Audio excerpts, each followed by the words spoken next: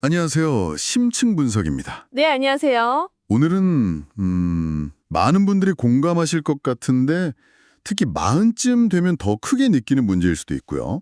바로 반복되는 실수에 대한 이야기입니다. 아, 네네. 왜 우리는 자꾸 비슷한 잘못을 하고 또 벗어나고 싶은데 그 습관의 굴레에서 잘 못 나오는 걸까요? 그렇죠. 그게 참, 오늘은 조은강 작가의 마흔 이후 멋지게 나이 들고 싶습니다 책 일부 내용을 좀 보면서요. 이 반복되는 패턴, 원인이 뭘까? 또 어떻게 하면 좀 더 건설적으로 접근할 수 있을까? 이런 통찰을 얻어보는 게 목표입니다. 네, 좋은 주제가요. 혹시 듣고 계신 분 중에 내가 왜 또 이러지? 이런 자책감 아니면 특정 상황에서 꼭 나오는 내 모습에 실망한 경험 이런 거 있으시면 오늘 저희 이야기가 좀 실마리가 될 수도 있을 것 같습니다. 네, 사실 뭐 이런 감정이요. 어느 나이 때나 있겠지만요. 작가님이 마흔을 딱 짚은 건 아마 그때가 좀 인생 경험치가 쌓이면서 내 장점도 있지만 내 한계나 어떤 반복되는 패턴 같은 걸 더 명확하게 알게 되는 시기라서 그런 것 같아요. 그렇죠. 젊을 때는 뭐 나는 다 할 수 있어. 약간 이런 느낌이었다면 맞아요. 가능성으로 좀 덮어두고 외면했던 문제들이 이제는 진짜 현실로 느껴지는 거죠. 근데 중요한 건 이 글에서도 계속 이야기하지만 이걸 좌절로 끝내는 게 아니라 변화를 위한 성찰의 시작이다. 이렇게 보는 태도예요. 성찰의 시작이요? 네. 내가 이런 패턴이 있구나. 딱 알아차리는 것만으로도 이미 되게 의미 있는 진전이라는 거죠. 그럼 그 알아차림 단계부터 좀 파고 들어볼까요?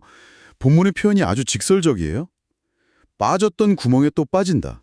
네네. 그 표현. 이거 진짜 많은 분들이 무릎 탁 치실 것 같은데 마흔쯤 되면 좋은 면도 알지만 동시에 진짜 아무리 노력해도 잘 안 바뀌는 작가님 표현대로라면 강박적인 면, 이게 딱 자리 잡고 있다는 걸 깨닫게 된다는 거죠. 네, 그렇죠. 비슷한 사람한테 또 상처받고 비슷한 상황에서 또 같은 실수하고 발견할 때 그 당혹감, 좌절감. 혹시 선생님도 떠오르는 거 있으세요? 저도 막 또? 이럴 때 있거든요. 그럼요. 누구나 있죠. 바로 그 순간, 또 하는 그 자각의 순간이 중요하다는 겁니다. 보통은 그때 막 자책하잖아요. 그렇죠. 난 왜 이것밖에 안 되지? 뭐 이 나이 먹도록 변한 게 없나? 네네. 근데 이 글은 바로 그 자각이 실패했다는 증거가 아니라 변화를 향한 첫걸음이라고 딱 말해요. 첫 걸음이다. 네. 내 한계, 내 패턴을 인지하는 것 자체가 이미 문을 연 거다. 이걸 패배가 아니라 현실을 직시하는 용기라고 표현하더라고요. 전 이 부분이 되게 인상 깊었어요. 현실을 직시하는 용기. 네. 왜냐면 문제를 문제로 알아야 그래야 해결 방법도 찾을 수 있으니까요. 뭐랄까, 내비게이션 같은 거죠. 현재 위치를 알아야 길을 찾잖아요. 비유가 딱 맞네요. 그 용기를 내서 현실을 봤어요. 그 다음엔 뭘 해야 할까요? 보통은 막 이번엔 진짜 바꾼다. 엄청 큰 목표 세우잖아요. 그렇죠. 근데 여기서는 조금 다른 제안을 해요. 완벽하게 바꾸려고 하진 말고 작은 개선에 집중해라. 작은 개선이요? 네. 산을 한 번에 옮기려 하지 말고 돌 하나씩 옮기는 마음으로 해라. 이런 비유가 나와요. 사실 생각해보면 당연한 건데 30년, 40년 된 습관이 하루아침에 바뀔 리가 없잖아요. 근데 우린 자꾸 그걸 잊는 거죠. 맞아요. 너무 조급해지는 것 같아요. 네. 그래서 이 부분이 변화 시도하다가 금방 지치고 포기하는 그 함정을 좀 피하게 해주는 열쇠 같아요. 작가님이 중요한 건 완벽함이 아니라 방향성이다. 이렇게 말하거든요. 방향성? 네. 100점짜리 변화하려다가 60점밖에 못해서 좌절하지 말고 애초에 10%라도 올바른 방향으로 가고 있다는 거 그 자체의 의미를 두라는 거죠. 예를 들면 매일 과식하던 거 완전히 끊기. 이게 아니라 일주일에 한 번이라도 좀 건강하게 먹어보자. 이런 식으로요. 그렇게 시작하면 좀 부담이 덜하겠네요. 그렇죠. 심리적인 장벽이 낮아지죠. 이 정도는 할 만한데? 이런 생각이 들고 실제로 작은 성공을 하면 그게 또 다음 단계로 나아갈 힘이 되고요. 혹시 듣는 분 중에 늘 뭐 아니면 도 이런 식으로 하다가 금방 지쳤다면 이 작은 개선, 방향성 이 관점이 진짜 도움될 수 있어요. 속도보다는 방향에 집중하는 태도. 중요하네요. 맞습니다. 내가 가려는 방향이 맞는가 여기에 더 집중하는 거죠. 자, 방향을 잡고 이제 작은 걸음이라도 떼기로 했어요. 그럼 그 다음은 아마 나를 좀 더 깊이 아는 것이겠죠? 네, 그렇죠. 본문에서도 자신을 파악하고 분석하는 과정이 중요하다고 하는데 이게 참 말은 쉬운데 실제로는 꽤 어렵지 않을까 싶어요. 맞아요. 내 안에 보기 싫은 모습, 인정하기 싫은 약점, 이런 걸 딱 마주해야 하니까 작가님도 솔직하게 때로는 거울 보듯 불편한 진실과 마주해야 해서 고통스러울 수도 있다. 이렇게 인정하더라고요. 네. 언제 어떤 상황에서 내 그 강박적인 패턴이 스물스물 나오는지, 그 행동 뒤에는 뭐가 숨어 있는지, 뭐 두려움, 불안, 아니면 그 채워지지 않은 욕구, 이런 걸 차근차근 보라고 하는데 솔직히 좀 막막할 수도 있을 것 같아요. 어디서부터 시작해야 할지. 정확해요. 나를 분석하라. 이게 너무 추상적이잖아요. 그래서 작가님도 구체적인 방법을 좀 제시했는데요. 예를 들면 그 패턴이 나타났던 최근 상황들을 한번 떠올려 보는 거예요. 아, 구체적인 상황이요? 네. 그때 내 감정이 어땠지? 무슨 생각을 했지? 그래서 어떤 행동을 했고 결과는 어땠지? 이렇게 좀 기록해 보는 거죠. 일기랑 비슷하지만 좀 더 분석적으로요. 약간 자기 성찰일지 같은 느낌이네요. 그렇죠. 왜 그때 내가 그렇게 화를 냈을까? 혹시 무시당했다고 느꼈나? 그 느낌은 옛날 어떤 경험이랑 연결되나? 이렇게 계속 질문하면서 파고드는 거죠. 물론 이게 혼자서는 좀 버거울 수 있어요. 힘들고요. 네, 그럴 것 같아요. 그래서 작가님도 뭐 믿을 만한 친구나 가족이란 얘기하거나 아니면 아예 심리 상담가 같은 전문가 도움받는 것도 좋다고 해요. 중요한 건 그 불편함을 피하지 않고 마주하려고 해보는 거. 그 시도 자체라는 거죠. 아, 마주하는 시도. 네. 우리가 반복하는 패턴 뒤에는 해결 안 된 과거 상처나 뭐 깊이 박힌 어떤 믿음 같은 게 있을 때가 많거든요. 그걸 이해하는 게 진짜 근본적인 변화의 시작점이니까요. 고통스럽지만 필요한 과정인 거죠. 그렇게 나를 들여다보려면 와, 진짜 인내심이 엄청 필요하겠네요. 맞습니다. 본문에서도 그 점을 딱 짚어요. 변화는 시간이 오래 걸리는 과정이다. 이걸 받아들여라. 받아들여라. 네. 씨앗 심고 나무 자라서 열매 맺을 때까지 기다리는 농부처럼 조급해하지 말고 꾸준히 나를 돌보는 시간이 필요하다. 이런 비유를 쓰죠. 아, 저도 성격이 좀 급해서 시작하면 빨리 결과 보고 싶어 하는데 이 나무 키우기 비유 들으니까 좀 마음을 다잡게 되네요. 그렇죠. 당장 눈에 보이는 변화 없다고 실망하거나 포기하지 말라는 뜻이에요. 특히 수십 년 동안 만들어진 습관이나 생각 패턴은 금방 바뀌기 진짜 어렵거든요. 네. 성급하게 막 결과만 재촉하면 오히려 역시 난 안 돼. 이 생각만 커지고 좌절하기 쉬워요. 변화에는 물리적인 시간도 필요하지만 새로운 생각이나 행동이 내 안에서 자리 잡는 그런 심리적인 숙성 시간도 필요하거든요. 숙성 시간. 네. 그래서 인내심을 뭐랄까 선택이 아니라 필수인 거죠. 이 부분은 이제 듣는 분들이 나는 이 변화를 위해 충분히 오래 꾸준히 노력할 준비가 됐나? 혹은 작은 변화에도 만족하면서 기다릴 수 있나? 이렇게 스스로에게 한번 물어볼 필요가 있어요. 기대치를 좀 현실적으로 조정하는 거죠. 인내심을 갖고 꾸준히 하는 거랑 더불어 집중된 노력의 중요성도 나오더라고요. 그냥 어쩌다 한 번씩 하는 게 아니라 딱 목표를 정해서 의식적으로 힘을 쏟아야 한다. 이런 의미겠죠? 네, 맞아요. 본문에서 화 잘 내는 성격을 예로 들면서 화날 때마다 심호흡 3번 하기, 이런 아주 작고 구체적인 행동을 매일 반복하는 힘을 강조하던데 이게 그렇게 중요할까요? 사소해 보이기도 하는데. 네, 사소해 보여도 그 매일 꾸준히 반복 이게 핵심이에요. 한번 뭐 크게 결심하거나 이벤트성으로 하는 걸로는 우리 뇌의 신경회로나 깊이 박힌 자동 반응을 바꾸기가 진짜 어려워요. 아, 뇌회로까지 바꿔야 하는 거군요. 그렇죠. 작가님은 이런 작은 실천을 하루 이틀이 아니라 몇 달, 몇 년을 지속해야 비로소 진짜 변화, 그러니까 내가 막 의식적으로 애쓰지 않아도 자연스럽게 달라진 행동이 나오는 상태, 이걸 경험할 수 있다고 말해요. 와, 몇 달, 몇 년? 네. 물방울이 계속 떨어져서 바위 뚫는 것처럼요. 작지만 꾸준한 노력이 쌓여야 그 단단한 습관의 벽을 넘을 수 있다는 거죠.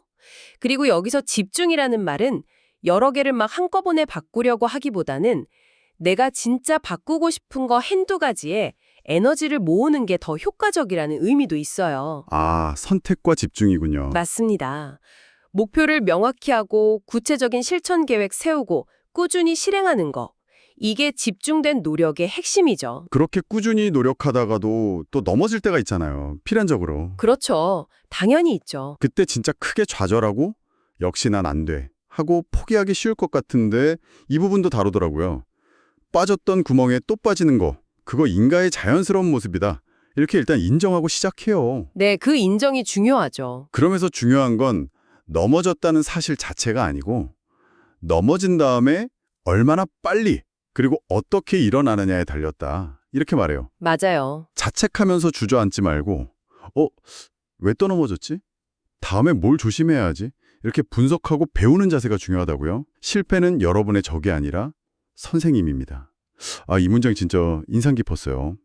실패를 보는 눈 자체를 바꾸라는 거잖아요. 네, 맞아요. 실패를 끝이 아니라 과정의 일부이자 배움의 기회로 다시 정의하는 거죠. 실패했을 때 우리는 내 약점이나 아직 부족한 부분을 제일 명확하게 알게 되거든요.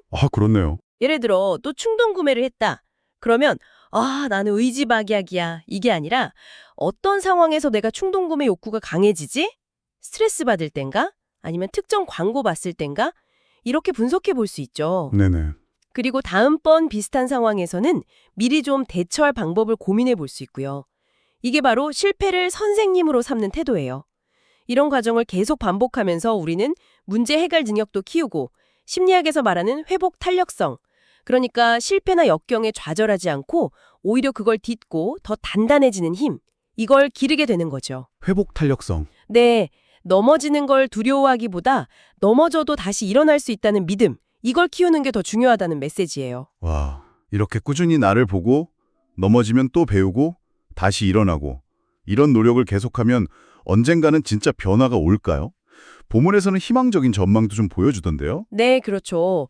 특히 한 60대, 70대 이렇게 되면 젊을 때 우리를 그렇게 괴롭혔던 문제들 있잖아요. 뭐 완벽해야 한다는 강박, 아니면 남들 인정에 목매는 마음 같은 거. 이런 것들에서 좀 자유로워질 수도 있다. 이런 가능성을 얘기하는데 생각만 해도 약간 숨통이 트이는 기분이에요. 진짜 그럴 수 있을까요? 작가님은 그럴 가능성이 충분히 있다고 봐요. 나이가 들면서 삶의 경험이나 지혜가 깊어지면 젊을 때는 막 세상 전부처럼 보였던 문제들이 사실 그렇게까지 중요한 건 아니었구나. 이걸 깨닫게 될 수 있다는 거죠. 우선순위가 바뀌는 거군요. 그렇죠. 삶의 우선순위가 자연스럽게 바뀌고 타인의 시선이나 어떤 완벽주의적인 기준에서 좀 더 초연해질 수 있다. 이런 희망이죠. 근데 여기서 중요한 건 작가님도 강조하지만 이게 저절로 나이만 먹으면 자동으로 되는 건 아니라는 거예요. 저절로는 아니군요. 네. 지금 우리가 하는 꾸준한 성찰과 노력, 그러니까 그 빠졌던 구멍에서 계속 나오려는 시도들, 이게 쌓여야 비로소 도달할 수 있는 경지라는 거죠.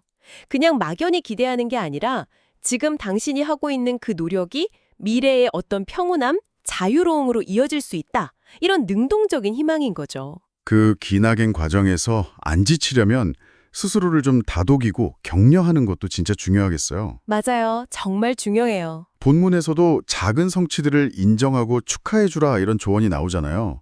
예를 들면 예전 같으면 확 화냈을 텐데 한번 참았다거나 습관적으로 하던 부정적인 생각을 잠깐 멈추고 긍정적으로 보려고 했다거나 이런 아주 작은 변화들요. 네, 그런 작은 것들. 이런 작은 성공들이 모여야 큰 변화도 온다는 건데 우리는 자꾸 이런 작은 진전들을 너무 당연하게 여기거나 하찮게서 생각하는 경향이 좀 있는 것 같아요. 있죠. 작가님이 가장 든든한 응원자는 바로 여러분 자신이어야 합니다. 이렇게 강조하는데 이 말 진짜 마음에 새겨내야 할 것 같아요. 네, 자기 비난이나 막 채찍질보다는 따뜻한 자기 격려, 그리고 자기 연민이라고 하죠. self-compassion. 이게 필요하다는 의미예요. 자기 연민이요? 네, 이게 자기를 불쌍하게 여기는 거랑은 좀 달라요.